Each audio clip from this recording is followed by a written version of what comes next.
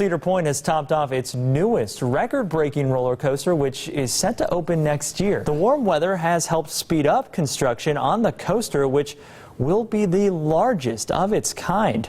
Workers finished the ride's 220-foot tall lift hill this past week. The dive coaster, called Valravn, will have a 90-degree drop and travel at a top speed of 75 miles per hour before 3 inversions.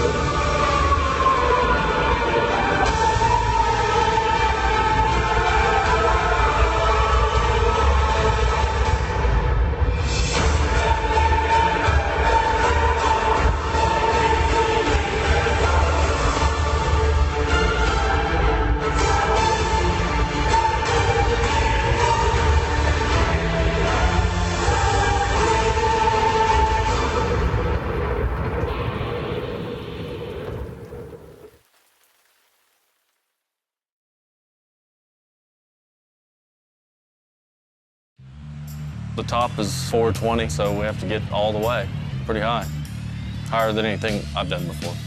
Andrew and his crew are high rollers. It is definitely the most challenging by far. They're painting the second tallest roller coaster in the world, Top Thrill Dragster.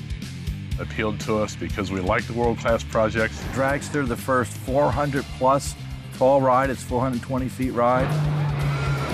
When they push the button to start it, it's 10,000 horsepower right now.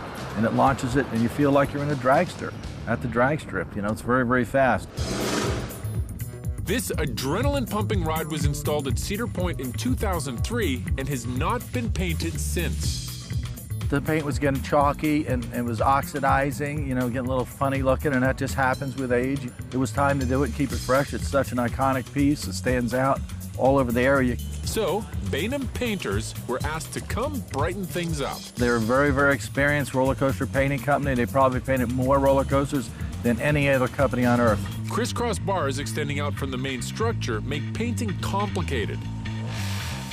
Andrew brought some specialized equipment to crawl all over this steel giant. Everything under 125 foot we painted with boom lifts. Anything above 125 foot are what we call spider baskets. We've got 5 or 6 of them on hand. It may look like they're spray painting everything, but they're actually washing it. It takes a lot of time to do this. We pressure wash and we scrub every square inch. You know, that gives us the best job. They have a paint specifically designed for this project. It's polyurethane, so it's a lot thicker, so you actually have to combine 2 chemicals to get the chemical reaction for that paint to actually harden. They're brushing and rolling this entire structure. I think we estimated 400 or 500 gallons of paint. So I bought 1,000 brushes for this project. I bought 2,000 little whizzy rollers, and I bought 1,000 7-inch rollers. They've already finished the bottom section, so now they're moving up to the highest heights. The weather could change at any time, so they have to work quickly. They can only work in certain conditions.